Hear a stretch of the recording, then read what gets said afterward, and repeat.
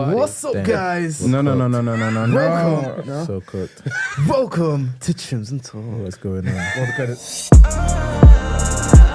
I just wanna talk with my brothers. Is that too much to ask? Might as well look sharp, cause I'm doing it too. Trims and talk. Trims and talk. Trims and talk. I wanna know.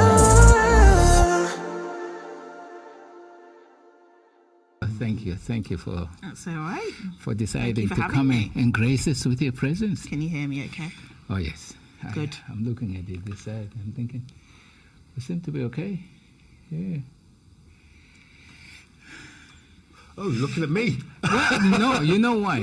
Why I thought it would be important to probably for you to introduce the conversation simply because you also have an adopted son, right? So Yes. So I thought that would be important to kind of have you, because at least you'll be speaking from a point of being familiar.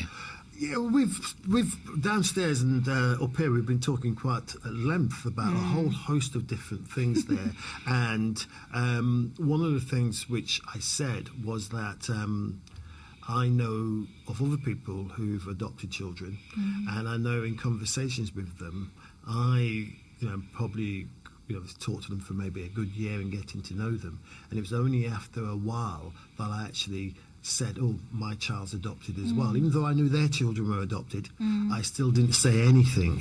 And I've thought about it a lot since, as to what was going on there, is going on there for myself. And I think that's the part of that bigger picture which, we're really pleased you could be here, Skye, onto Trims and Talks, because I think your area of expertise and interest is fostering an adoption. Yeah. And a lot of things we've been talking about up to now have been about culture and identity and race and how all these things interplay. But the one thing which has come out of it more than anything is your recognition of the complexity, essentially, of life. So just introduce yourself if you can, in terms of a little bit about yourself there. And I know we're going to come back to some of those themes there, but I found up to now, talking with you there, it's got me thinking a lot about how I've sort of I've approached things and how I'm dealing with things now. Yeah, thank you. Thanks for having me. So my name's Skye, and I come here with multiple hats as well, which is why the conversation's probably going to go in different directions. My background is social research, and actually I think my focus of work has always been giving a voice to minoritised people and communities. That's really the kind of crux of it. And I think adopters, particularly black and dual heritage adopters and adoptees, are a significant, part of that. So that's kind of what led me to my current role, which is working with Yorkshire Adoption Agency on a quite open community engagement project, which is about talking to particularly black communities in South Yorkshire about adoption. And that's really as far as it goes, because it's about having open conversations. It's about listening as well to what people perceive of adoption, what people want from it, what people want to understand about it. And it's just about reducing the stigma. I think, like anything, we've seen this in mental health. If you want to tackle it, first you need to talk about it. And I think that's kind of really what my job is to go to where people are and have conversations around adoption, around the children who are waiting for homes, what it means, what does it mean for us as a community, what do we as services need to do differently as well. So that's kind of what I'm working on now. And when you say to talk about it and what your role, is there a presumption therefore that it's something which has not been talked about much? I think adoption's not talked about. I mean, I think sometimes the best way to get an idea of how normalised or how open things are is to watch TV. And the reality is, if you look at what's on TV, and it's not that TV is a good representation of reality, but I think it is a representation of what people talk about. You know, it's what people are, what people perceive to be good or successful or okay to talk about. And when you hear adoption, usually it's a negative story about an adopted child who's complex or difficult, or it's a joke. You know, they're still very much like, oh, you're adopted, ha ha ha. You know, that's how you see it. And I think that we are seeing some more nuanced conversations around adoption. But I think it's nuanced, and I think you have to kind of look for it. And it's actually been really interesting because I'm a social researcher, so my job is to talk to people. So I guess I'm more comfortable than most in that's the ask, is that I'll just go with what people come to me with. I can respond, and then my job is to ask questions, really. But it's been interesting because this last month in particular, we've been really doing a lot of community engagement work, going to libraries, you know, going to community events like SACMA Celebration event, going to the cathedral, going to all these different places, and just saying, let's have a conversation. The conversations will be based on what you want to talk about, because that's what we need to understand, what communities don't understand, do understand, want to talk about. But there's just such a gap, I think, because services haven't done this. They haven't actually asked the community, what do you want to know? I think the presumption is what we need to do to encourage more, particularly black families, to come forward, because of the fact black children wait longest, is to recruit them.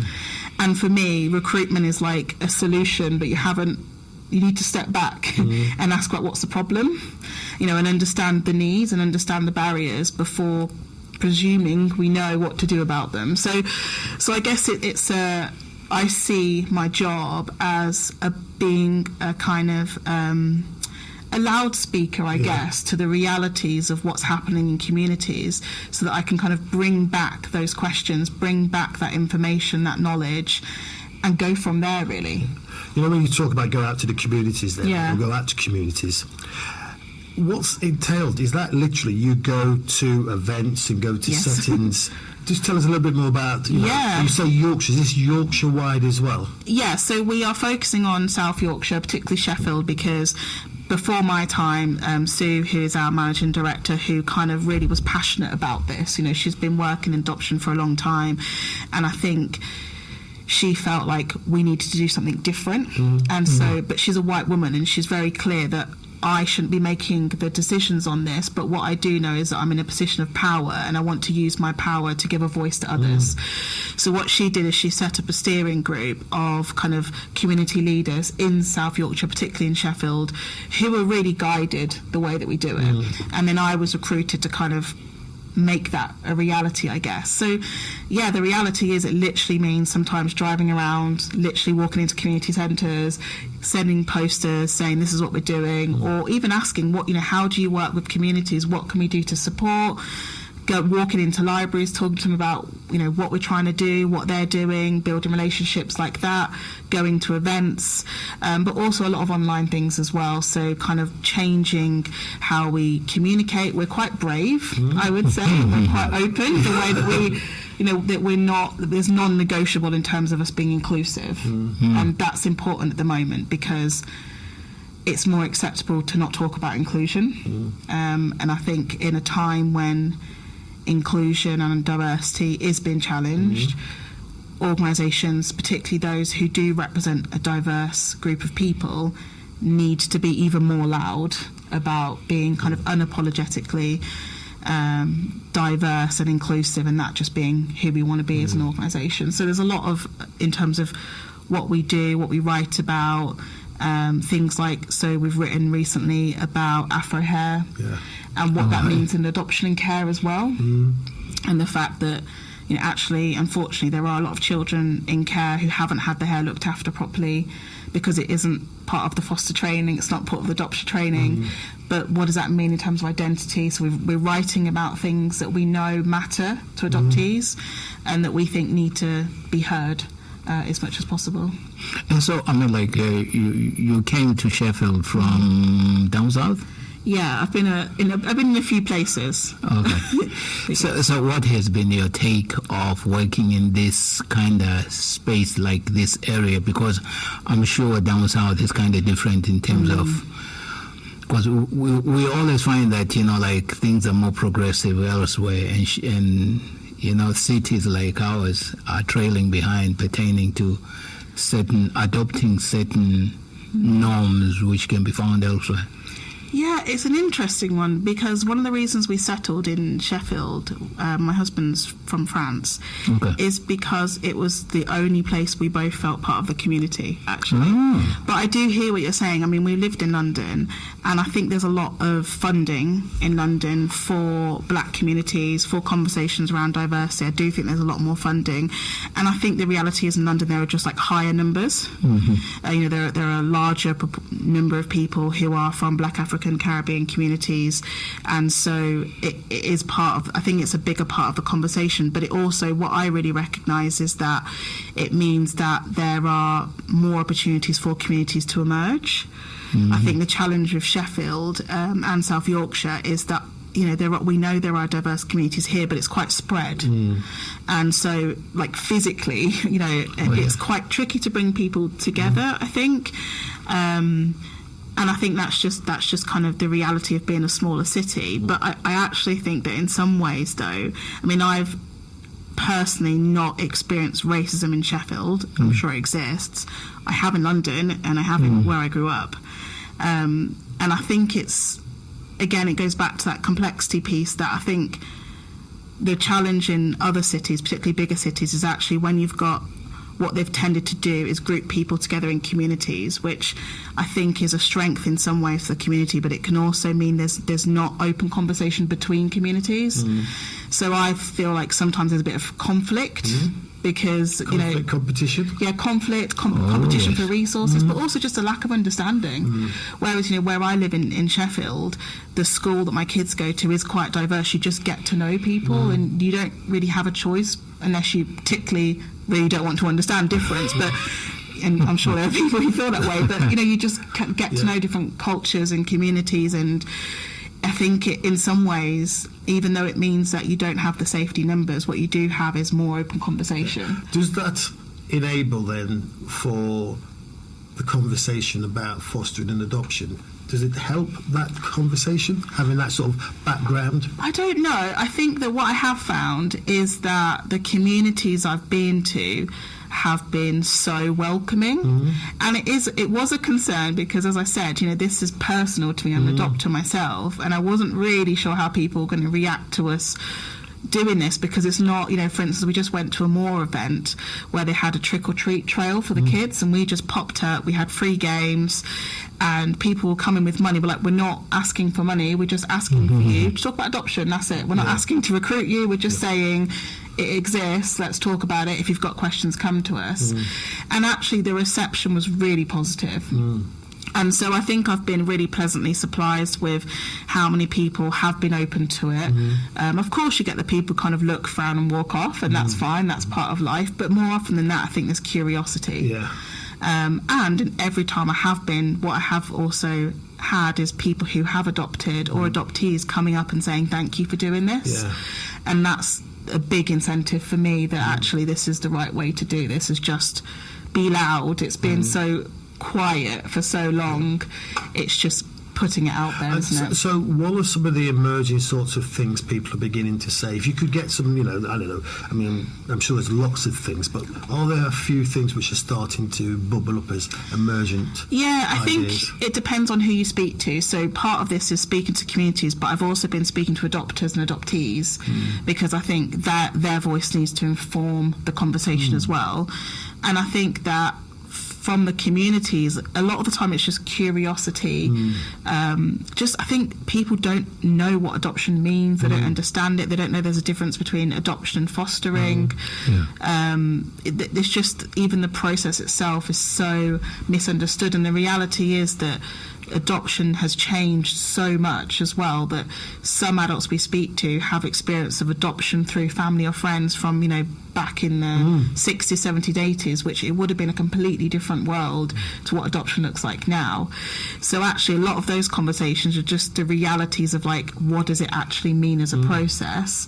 I think when we speak to adopters and adoptees, it is that conversation around the role of identity, the complexity, the nuance of it, and how it features or doesn't feature in the process. And it's tricky because adopters will tell you the process itself, you know, it's 6 months. It's a good thing it's shorter, but that means it's quite a lot. My memory of it was You know, it's a lot to go through in 6 the months. process and the vetting and the questions they ask of you, Yeah. they are, you could see it as intrusive. Yeah. And yet at the end of it, I did feel as if people having children were to go through this, you wouldn't have some people Yeah. wouldn't have children. Yeah. I felt it was a good thing. Yes. I felt that Yeah. actually, and this was before safeguarding, for instance, became Yeah. what it was in the early 2000s. That actually, it felt as if the child was the centre. Yeah, That's that's my exactly. memory of it, was Yeah. the child was at the centre of this process, Yeah. which is what it should be about. Yeah, I found it very humbling. Like, I'm not going to lie, there was definitely moments when I was like, do we really, this is a lot of paperwork. You know, do we really have to go through this? And saying to you, I had a friend, one of my best friends, announced her pregnancy the same week we announced we're adopting. And then her little girl was born the same week our kids moved in. So we kind of went through parenthood, I guess, in that same phase. And I remember thinking, she's not dealing with this. But you're absolutely right. When the kids moved in, one thing I found was thank the training. Now it makes sense. But also, ultimately, it kind of humbled me into a quick reality check that parenting is not really about you. It's about your kids. Yeah. And once your kids are there, that's quite an automatic, I think, thing that happens, that all of a sudden they are important and you kind of centre them. But it does really kind of change the perspective of parenting from being, it's not about you and your cute pictures of the kids, it's about the kids and what they need. But it is, you know, it can feel invasive. Yeah. And you said something about how this can be a barrier for black and, say, interracial couples who might want to engage in the fostering and adoption. Yeah. And actually, if you have a sort of like a history, collective history Yeah. of, you know, the authorities or X, Y, and Z, Yeah. why would you want to engage with them more? Yeah, I think there is a historic, you know, I always talk a lot about intergenerational trauma and the need to be honest about the past, because it's not all in the past. And I was socialised to be mindful of the things my dad went through. And that I passed it on to my kids. So the things that happened a generation ago aren't, you know, they don't just exist a generation ago, they exist now as well. And I think there is that need to be mindful of when you're engaging with minoritised communities, particularly the black community. They would have experienced racism, they would have probably experienced negative access to services, and that's the thing, is that inequality, particularly access to services and experiences of services, exists across all services, right? So when you talk about adoption, you're asking someone to put themselves forward to a person in the north. The chances are it's probably a white person, not always, but there's a high chance that they're going to assess You're you. assuming that, even if Yeah. it's not the case. You know, Yes, before you get yeah, into exactly. it, that's what you assume. I mean, my background's education, and a number of times when we would basically, we'd say we were inviting parents into a meeting with us, but it wasn't. We were summoning them to a meeting, and they're going to think it's a white person. Yeah. They come into your office, the parents will come to your office, and it's as if they were being taken back to their school days. Yeah. Because when you got called to the head's office, you're not getting called in there to be No. congratulated. You're getting called to be told you're not this, they're not that, etc. And in this case, it would be people being told you're a bad parent. So that's one arm of the sort of, you know, the authorities as such. So I Yeah. can imagine in this case here. And it's that, and exactly what you said, it's power, right? It's social work. So a lot of my job is about dismantling power. But actually in social work, how do you do that? Because there does need to be power. Because ultimately this person's job is to make a huge decision, which is, can this family look after a child who has experienced trauma and loss? You know, one of the most vulnerable children in our society. Can this person or people look after this child? So there is power there, and I think it is that kind of, how do we create, though, a safe enough way for someone to be vulnerable in a way that allows for a decision to be made but doesn't cause additional trauma to the person going through it. And that's a hard thing to do, and I've seen the other side of it now, working with the social workers, where they're worried to get this wrong too in terms of the conversation around race and identity. They don't want to say the wrong thing. They don't want to kind of make decisions because of a lack of awareness, and there's a lot of pressure on them as well to think about race and identity and culture and diversity and then do all the other assessment work they've got to do. So it's a really big ask on both sides, and I think that's why a conversation needs to happen, because my experience of talking about race and also talking about progress is that the assumption that change is big. It's like the whole thing needs to change. I certainly think there's an argument for that, but in the meantime, it's the little things. It's stuff like, so one of the big things that's come out is,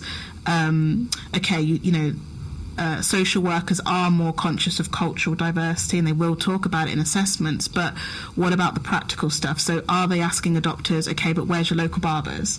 Have you thought about where you're going to take the child to get the hair done? Have you thought about what products you're going to buy? Have you thought about the diversity of playgroups, the diversity of your school? Have you got these projects in store? It's those kind of the realities of bringing up a child who's not white in the UK, which means often you do have to look more, to do more research, to kind of buy online. Those things aren't asked, and that's not coming from a place of it doesn't matter. It's coming from a place of we haven't thought about it. And it's those little changes, I think, and that's why I try and remind people, look, we're on a learning journey, but that's why it's about conversation. So if you go, one of the central questions which has been in this area for a long while has been that issue of the disproportionate number of black and dual heritage children who are in care against the relatively low number, I might be wrong here, of black and interracial couples who might be putting their hand up to be engaged in fostering and adoption. Am I correct in that? Yeah, I think assumption? That the key statistic is that the black and dual heritage children wait longer or are less likely to be adopted because of the fact that there isn't the same number of black and dual heritage families coming forward to adopt. The big question is why.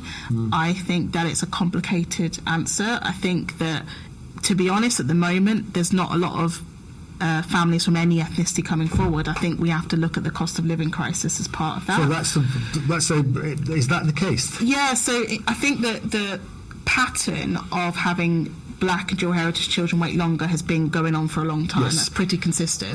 As long as I've been for a long time, So I think that it's not just a result of cost of living crisis. I think it's something way deeper than that. But I do think that the cost of living crisis, also like the mental health as well, and I think people feeling able to be parents is impacted by what's happening now. I think we are still living from the repercussions of COVID, definitely. And we know that had an unequal impact on our community. So it's going to have an unequal impact on everything that kind of comes from that. So I think it's a big conversation, but I do think it also is impacted by how comfortable people feel coming forward to adopt and people's experiences of the process. And I think it would be inaccurate to say there aren't definitely still some black families and black individuals, because you can adopt as a single adopter, who do feel like their experience has been different because of their identity, and feeling concerned about talking and exposing some parts of their background, their identity, their culture, because there are still lots of stigma and misunderstandings and stereotyping of black culture as well. So I think it's a complex, big conversation. Inequality is to blame, in summary, but inequality is a big thing, isn't it? It's a big field. Because for me, as a newbie in this kind of space, I was saying to Donald, the only time I actually even factored in the concept of either adopting or fostering, I was about probably 30 years ago. we were brought a baby by somebody was trying to kind of house a baby for overnight, and that was it was mentioned, but I don't think the conversation even went far. We were too young and we didn't have a clue what we were doing at that time. But then, having worked in kind of residential social work with children, with young people and children, actually.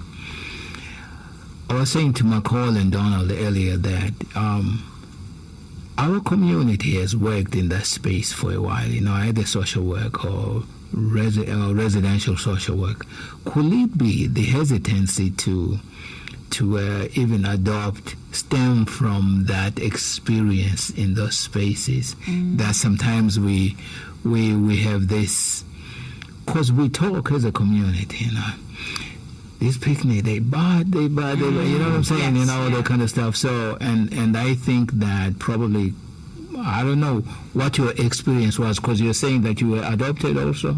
So I adopted my 2 children, and it's definitely. I mean, I think my experience, because we are Yorkshire Adoption Agency as a charity, Yes. so it's not part of local authority. Yeah. And I think when I've talked to adopters, that was a key part of their decision making, actually. Because yes, you do have to work with the local authority to adopt, because the local authority look after the children, they're responsible for the children.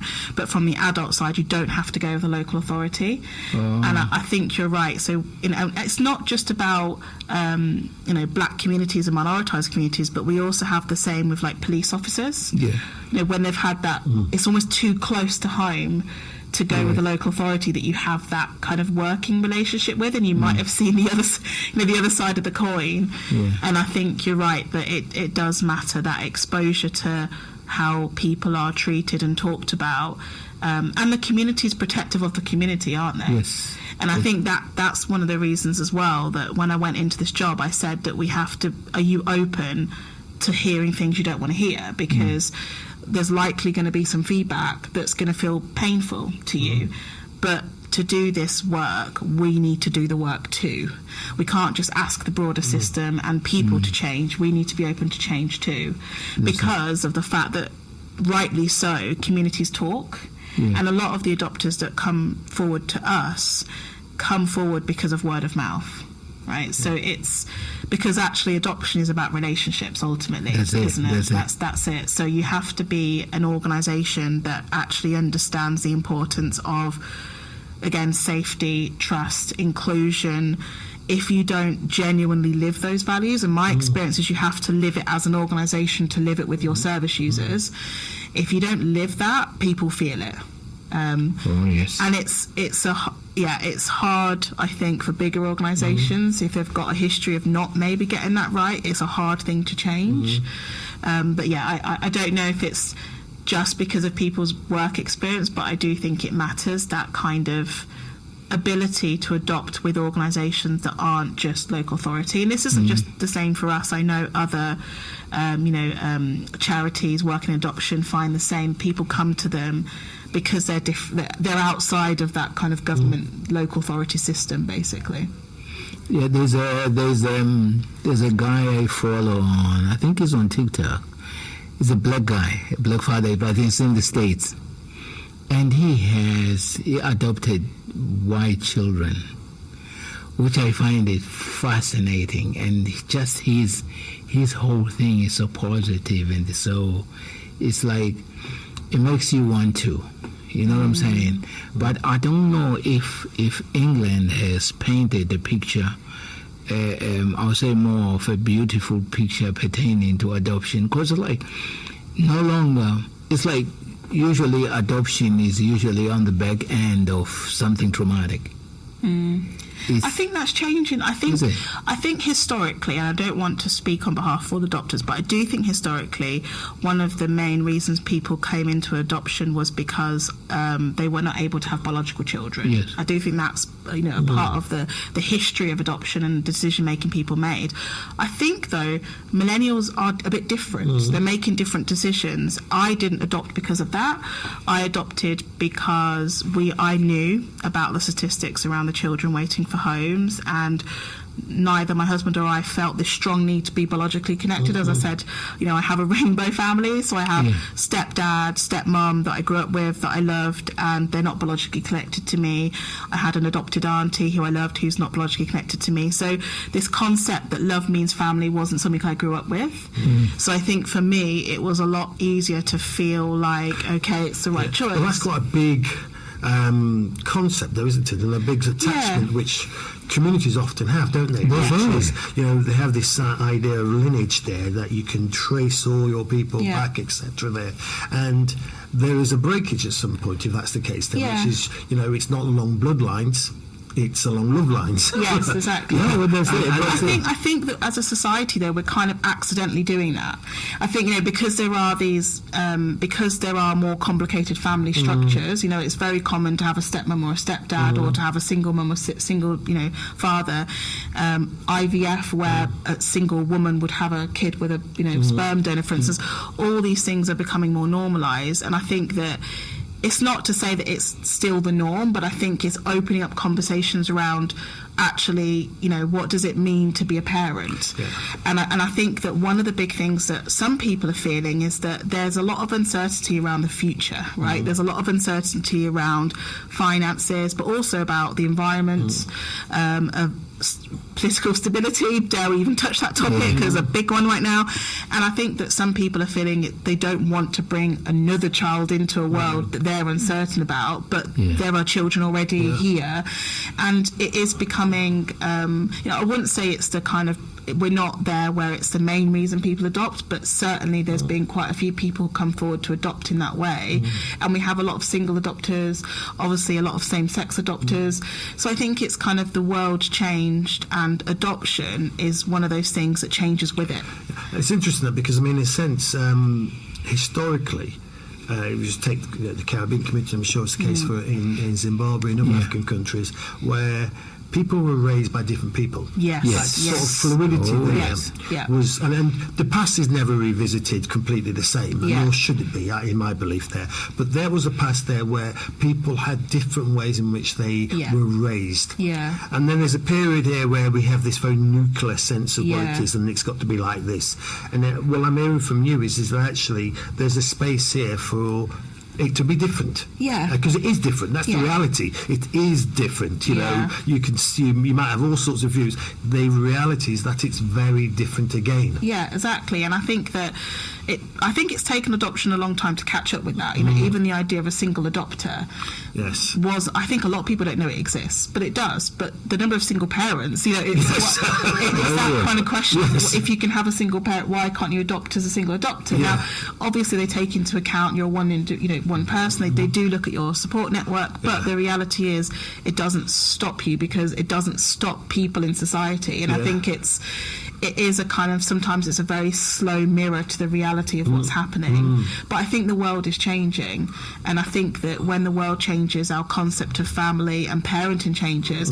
But I also think you're right that I don't know if it is in the past, this idea that, you know, different family members. I don't think it's ever. It's always there. It's just not talked about. It's just not talked about. Yeah, because it's normal. And we know lots of informal arrangements, etc. there, and many of these informal arrangements then become formalised. Yes, exactly.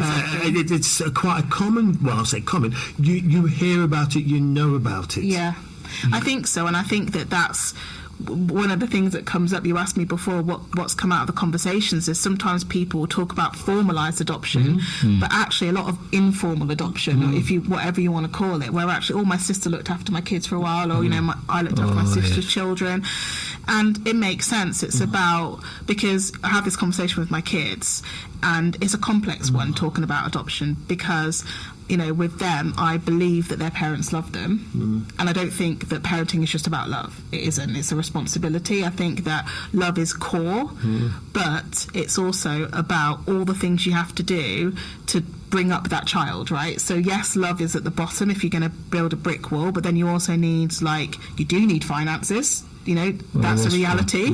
You also need security. You also need patience. You need some knowledge. You need help. You need support. You know, you need all these things to bring up that child. And I think that we already knew that.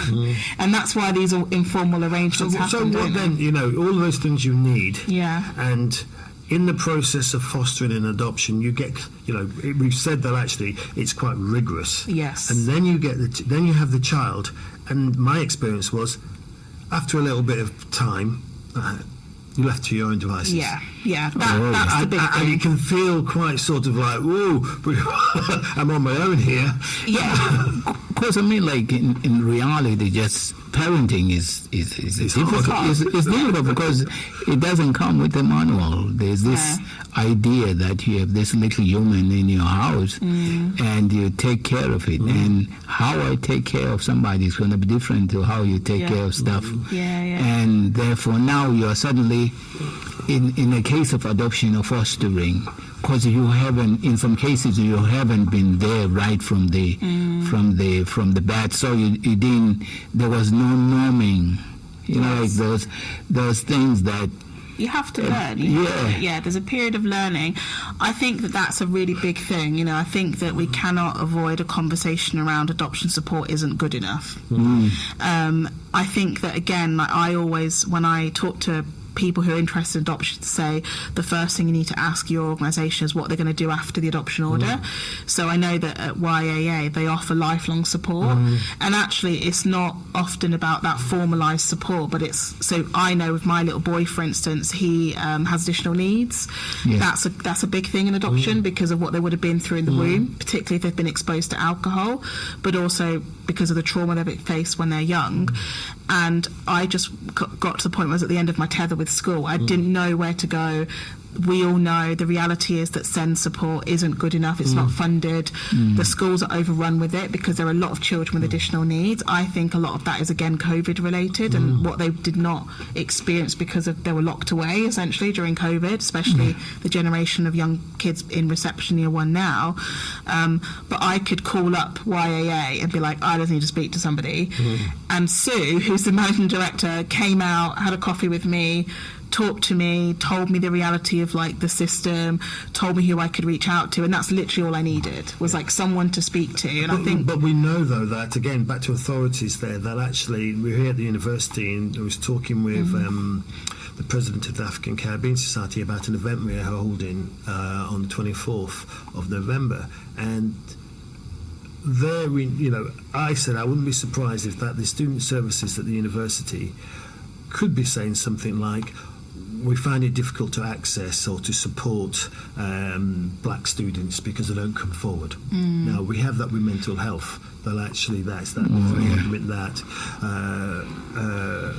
African and Caribbean people who may have experience mental health issues are not being diagnosed and supported until they're further down the line and then get the most sort of like, I don't know, drug-related type of therapy as such there.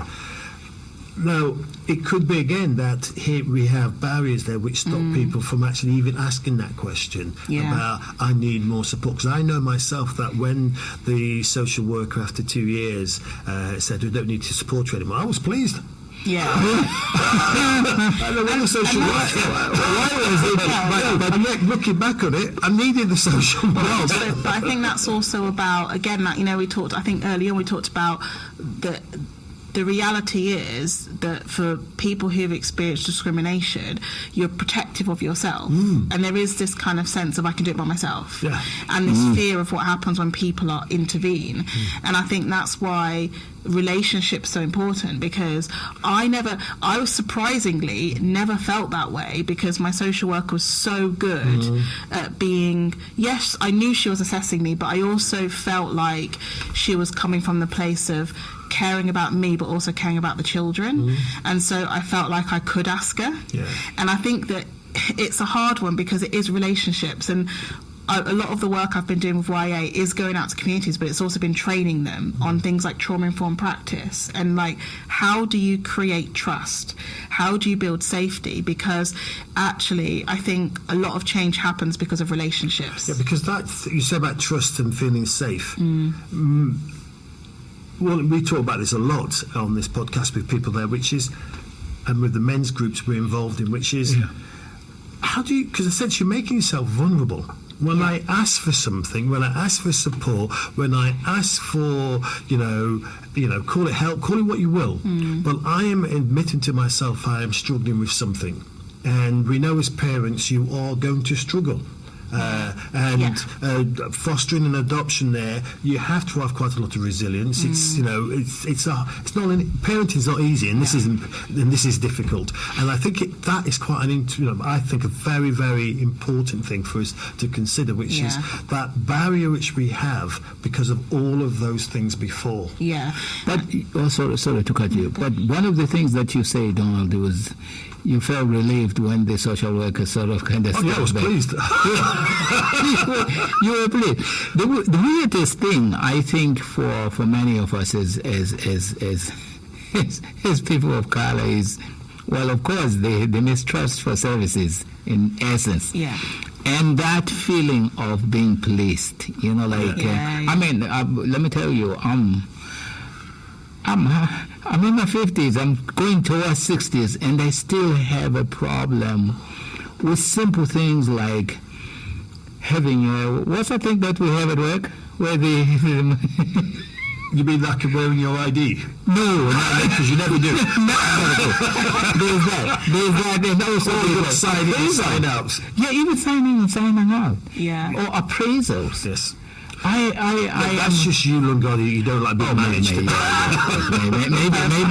that's me. I like being managed. But I think so for me. But that just stems from somewhere. Yeah, right? it does. But I think that's also why it's that need to see people as individuals, because I've been a manager as well, and I think that there isn't any one way for anybody. But so, for instance, I just met some adopters, and I was talking to them, and like one of the things that came out, we were joking because I'm dyslexic, and I always expose the vulnerable parts of myself as well. I think that's really important when you're in a position of, even if it's perceived power, to kind of bring yourself down to, I'm a person too, and I'm not, I'm vulnerable too, and I have things that I find difficult. And I was just joking about how I can't spell anyone's name, and then she said, oh, she's dyslexic too. And then the conversation turned to, okay, so in this process there's going to be a lot of words, there's going to be a lot of text. What can we do that's different? What can we do to help you? And if we're doing something wrong, tell us. And I think sometimes it's those little things. It's like, when I started this job, I have been in senior roles, I've done EDI work for a long time.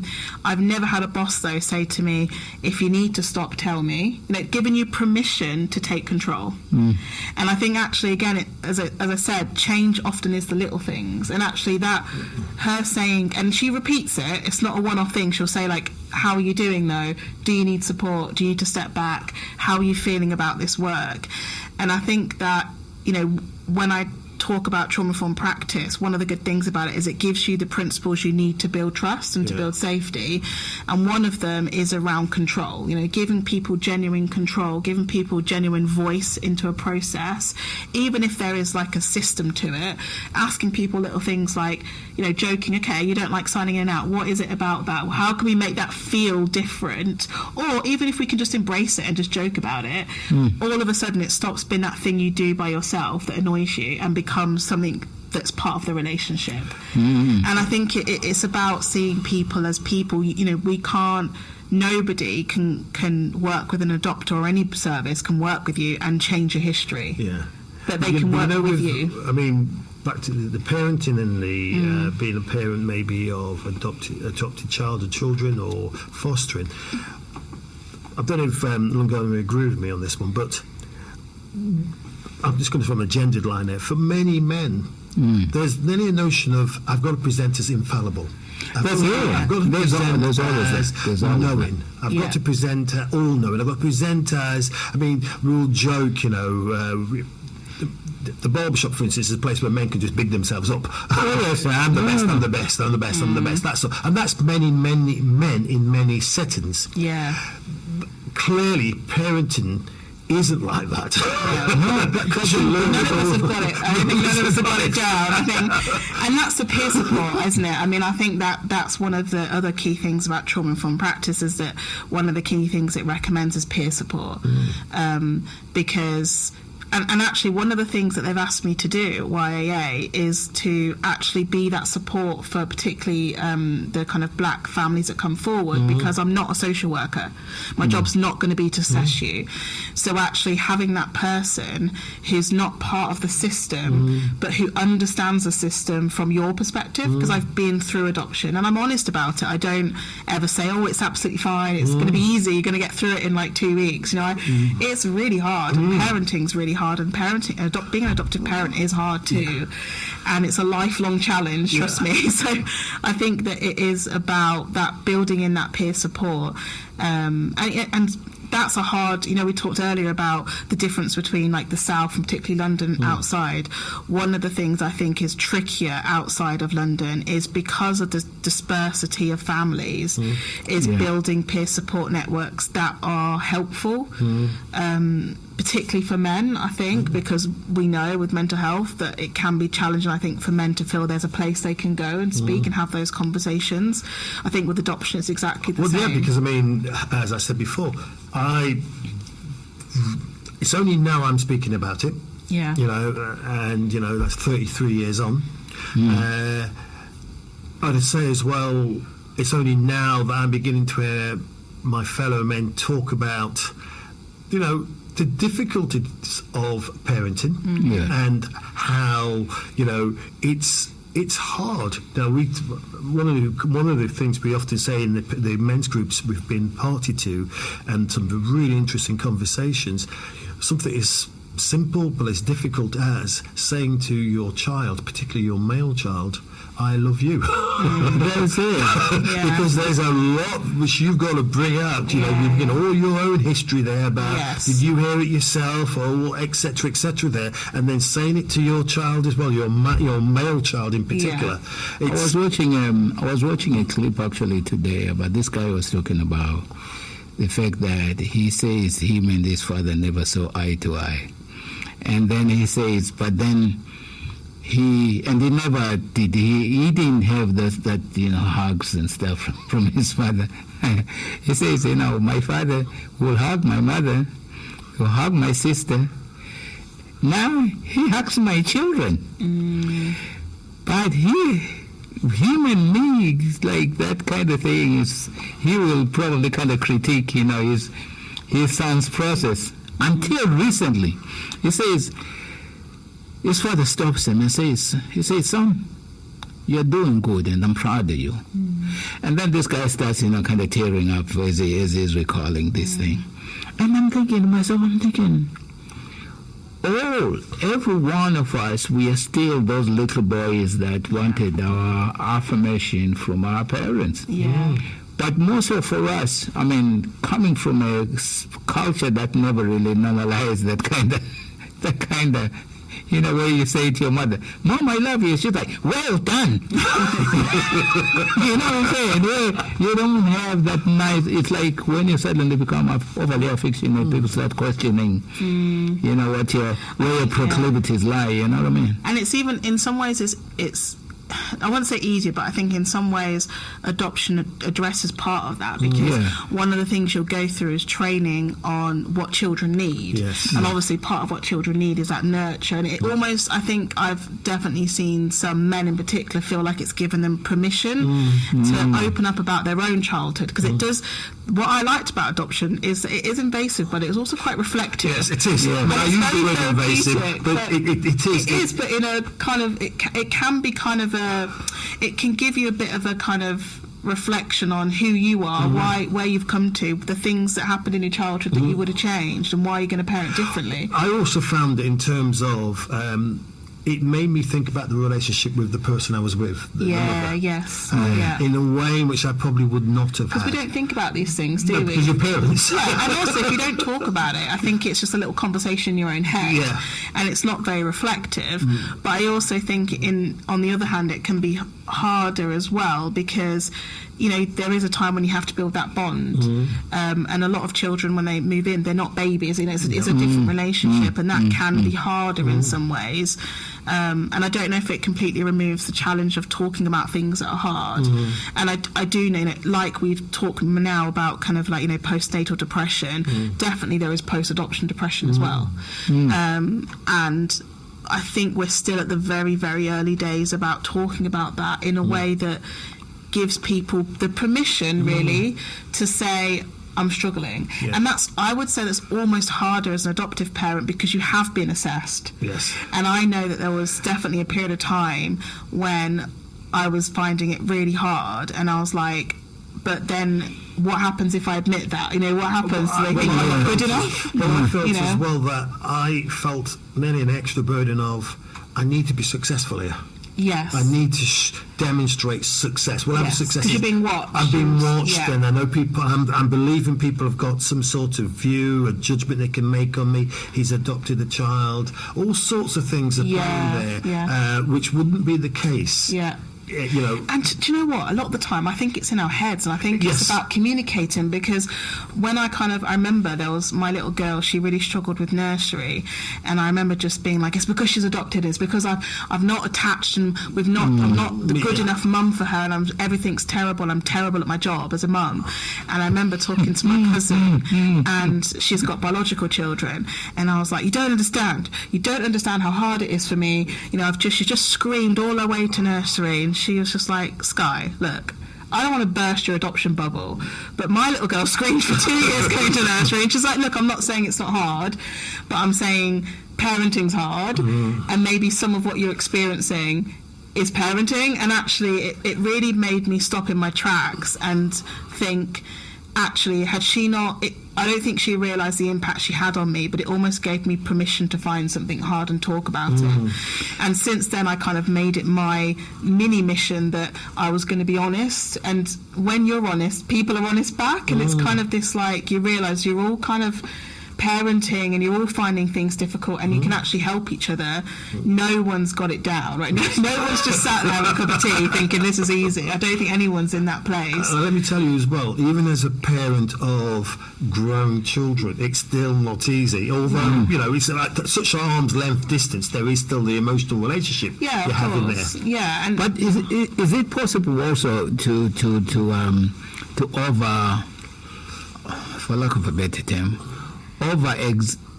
not exaggerate, overstate? No, like sometimes when we make it all about adoption. No, it's like like you were saying, like sometimes it's you use the word like my parenting job, because we are all trying to figure this thing out. Yeah. And then when our children either are difficult or something, we go out of our way either to accommodate them or we go out of our way to make sure that the behavior doesn't manifest itself. Yeah. But is it possible, like in that process, that sometimes we conflate or we sort of like blur the lines between it becoming more than just parenting, but it's like...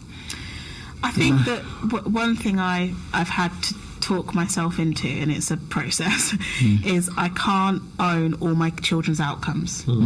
Like, I can give them the information that I have, and I can do my best to give them tools and resources and knowledge, but their decisions are their decisions.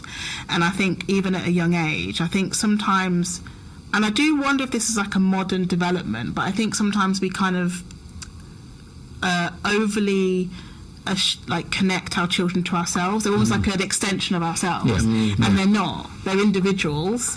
They've been individuals since they're born. Of course, they're part of us, even if they're not biological, because they're part of your family, but they are individuals. And I think that one of the hardest things, like my little boy, he's a daredevil, and one of the hardest things for me is to watch him going crazy on the ramps in Hillsborough Park. But if my instinct is to stop that and to say it's dangerous and you're going to fall and you're going to break a bone.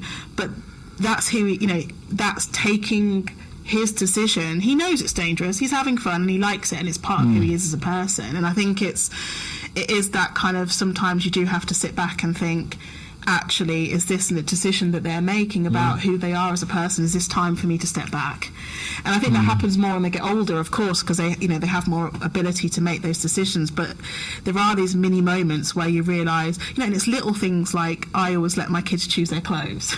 Now sometimes they look like rainbows, right? But it's who they are, and it's their joy, and it's that kind of, they're their own person, and I think they look like a rainbow, but they think they look like a star. So I'm here to celebrate diversity. I've got to step back. Parenting changes, as you said, over time. Exactly, and I'm sure there'll be bigger things that happen as they get older, and bigger decisions that they'll make, and I'm sure there might be one day that they say they don't want to go to uni or whatever it might be, and it's that kind of, look, I've given you information, choices. This is your decision, and I think that is hard.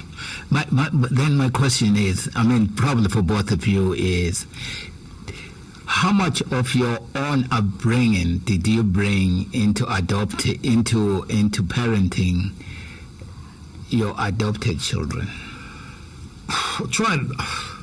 You bring a lot of your upbringing into parenting.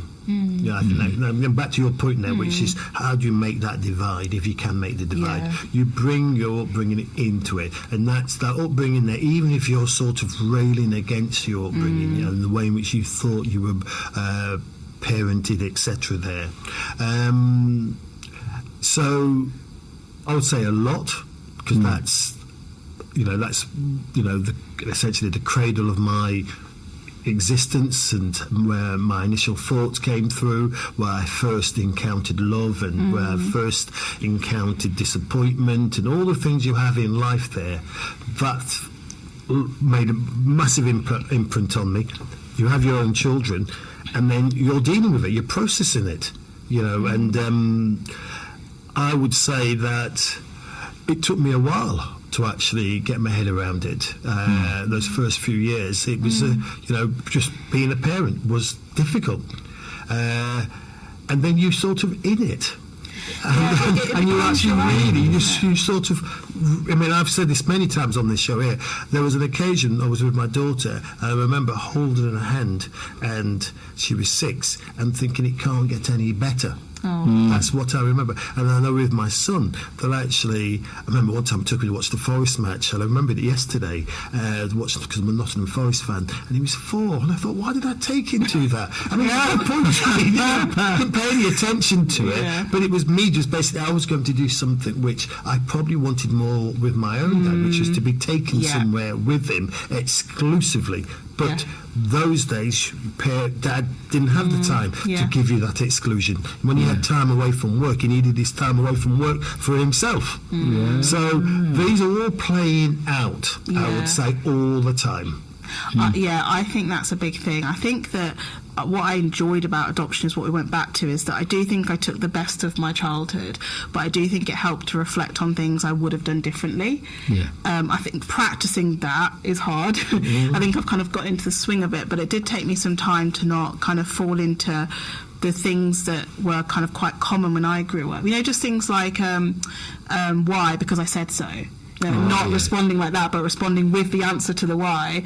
Well, I wanted it to be just that. I knew it didn't work. And that's the thing. Look, hey, I've done it. I'm not saying it's easy, and there's definitely been times when they've asked me 500 times, I've turned around and said, because Mummy said so. So then I've sat there and been like, Skye, do you remember that reflection you did where you didn't want your mum to say that? And so there are things that it's hard to change because it's normalised into you.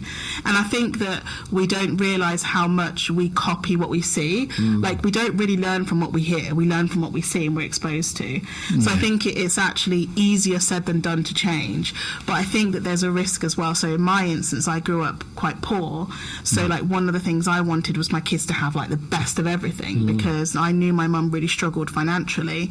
But then I've had to rail that in a little bit, because it's actually my perception of childhood which doesn't really relate to the reality. My kids have grown up in a different situation. They're in a financially secure house, so giving them like the best toys doesn't really mean it doesn't mean what it would have meant to giving it to a poor child, right? So I think there are some things where I've had to, like you said, it took me a few years to become the parent I am now, which feels like a good representation of who I want to be as a parent. And it will change again. And it will change. They'll become teenagers, and I'll definitely say because Mum said so. if we say anything at all.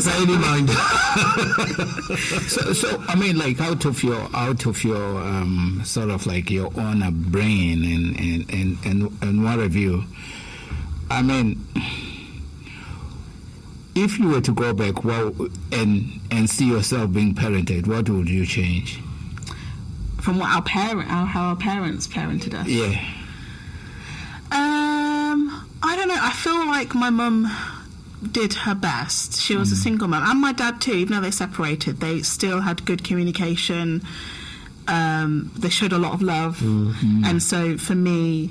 My husband didn't have that, and so it was very normal to like kiss and cuddle kids for me, and I wasn't really aware, and I think my dad did that because he didn't have it. You know, that generation had already been broken by the time it got to me. But I do think that it's the kind of the security. You know, I think that we talk more now about the trauma of poverty. And I was exposed to insecurity. I knew what money was very young. You know, I'd see my mum counting the pennies on the table on a Friday. And I think even though she didn't mean to, I definitely passed on that stress around financial security to the point of it having a really big impact on my adult life. And so that was a big thing for me, that my children would be money-wise but not exposed to the trauma that can come from, you know, financial insecurity, because it has an impact on children and how the decisions they make in the world. But my kids are still young. So again, you know, I'm sure, and I always remind myself this, that I try as hard as I can to copy the good things my parents did and to amend the things that I would have changed. But I'm sure that they're going to become adults and they're going to be on a podcast and they're going to say, well, my mum did this and I wish she didn't do that. So, you know, you just got to try the best you can and try with good intentions, and to know that it's coming from a place of, you know, of love. Don? I'm mindful of the time. We're probably going to like that. And so given all of that, and you're doing so many things, you know, parent, you've got the work, etc. there. What do you do to basically find yourself, relax? I don't know what languages today people might use, you know, where you've got a little chill out, a place where you have a bit of space for you, Skye. This was the biggest learning curve, and when I talk about money insecurity, I did not know how to relax. It took me many, many years, and I think that I just try to find things that make me happy, and I've learned as well that relaxing can be active. So, you know, like I think before is a risk that you kind of get stuck in front of TV, and that's not always healthy either. And actually experimenting with things that I just wasn't exposed to young, because it costs money. So like going to pottery, and like we are so lucky to be near the Peak District here, and I have a car, so being exposed to countryside that I didn't have access to when I was younger. So I think I'm kind of like exploring the life that I didn't give myself the chance to explore before. And the good thing about having kids is that they remind you of fun. Yes. And so I also just get involved with them, and when I go to the park, you'll see me on the roundabout. It's my favourite thing to do. You'll see me on a swing. That's one of my favourite things. You know, and it's just like having fun and listening to your body, listening to, you know, what you enjoy, but also your body will tell you when it's time to set back, when it's time to stop. Usually before your brain does as well. So just being more mindful of your needs, really. Yeah, because actually this morning I was talking to, when I mentioned, you know, like that we were going to be having a conversation with you, to one of my many adopted nieces at the gym, Libby. She's like, you know, I have been so unlucky in love. I think she's 27. She's like, I've been so unlucky in love. I think I might just have to adopt. So I'm thinking she will listen to this episode. What kind of advice would you give to a young person who is even considering that as an option to not having because now people are they're not really pigeonholed into having like what we class as traditional relationships. And, like, let's be blunt, there are a lot of women who find life easier maybe by themselves than sometimes being in a relationship that doesn't feel like a good balance for them. So I think that for anyone interested in adoption, my advice is to, learn about it yourself. Speak to people, speak to organisations. Don't feel a rush into it, question them, get a sense. If you don't feel comfortable talking to someone over the phone, you're probably not going to feel comfortable going through an assessment process. So go with an organisation you feel comfortable with, and probably the main thing is speak to adopters. They will give you an unfiltered reality to parenting as an adopter, to their experience of different services. Communities talk, they talk about good and bad experiences. So I think, speak to other adopters. There are lots of single adopters now, loads of single adopters. So, for people who are adopting and feel like they're coming from a different place, whether it's same-sex adopters, trans adopters, single adopters, whatever it might be, reach out to communities as well and just have a chat. And then you can make your own choice, you can make your own decision. So where are you talking next then? Who are you talking to next? So I'm actually, we're going to be doing some events with libraries in Sheffield. One hopefully with a Clesall library, which will be in the new year, which will be, what we're trying to do actually is talk to libraries about the sort of resources and books they can put on so that adopters know where they can go, whether it's books for children or books for adults.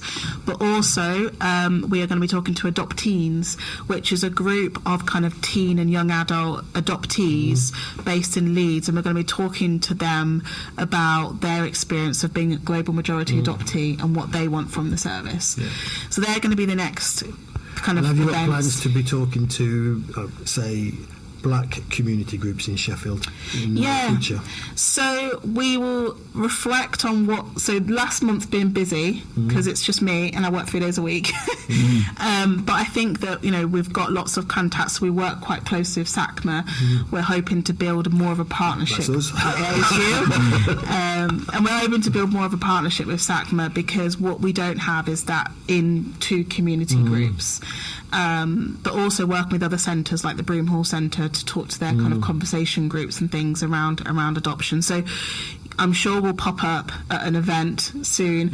I'd also just say, though, for anyone listening who does just want to have a conversation about either the project or adoption, just get in touch with me or with us and ask. Do you away. want to just do a plug then? But how do they, where exactly do they get in touch with you? So if they go on the Yorkshire Adoption Agency's website and go on the community engagement page, my picture is there, my contact's there as well, and my direct email and phone number, so people can give me an email or just use the contact form. The good thing is we're a tiny organisation, we all know each other, we all speak, so if you get in touch in whatever way is easiest for them, someone will be on the other line to have a conversation. That is fantastic. Well, That's thank awesome. you very much. This has been illuminating for people like. So, is there an age range in which people can allow to adopt?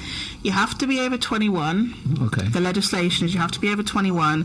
There is no upper age limit. Okay. But what they would do is consider, again, it's always about the child. So they would consider your age against the age of a child you might adopt, because the key thing is I want you to be around for as long as possible for that child's life. So they would have that conversation, but the legislation is you have to be over 21. Okay, well, thank you. No, thank you. No, thank you. This has been awesome. Carry on talking. I know, it went so fast. My car is parked up. But Skye, I'm glad you really appreciate SACMA there. I would love to do some more with it because I found it really, it's the most I've talked about adoption since. To anyone other than my ex-partner.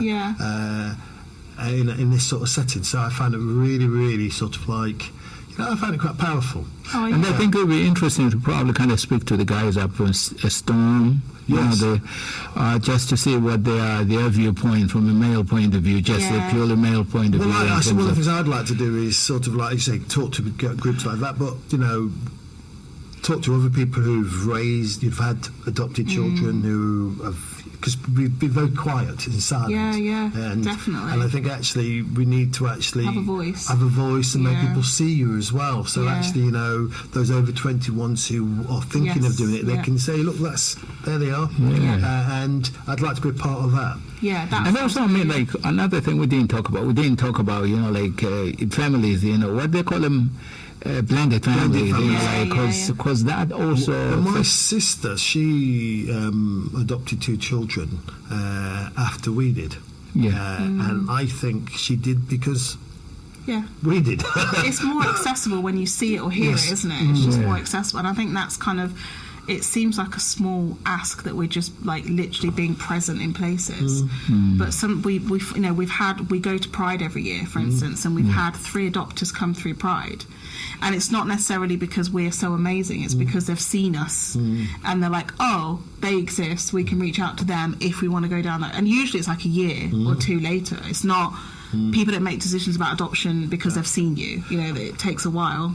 I've said to you on the way up, we have this event on the 24th of November at the university. Yeah. If we share the information, Yes, please we'll do, send you a flyer, digital flyer, as soon as we get it. Yeah. And it's a great place just to chill out and have a conversation. And have a conversation, because they also just, I'll say, the traffic that comes through that space, it's enough to just, kind of inform people who may be curious, or at least, Sure, definitely. Trish and talk.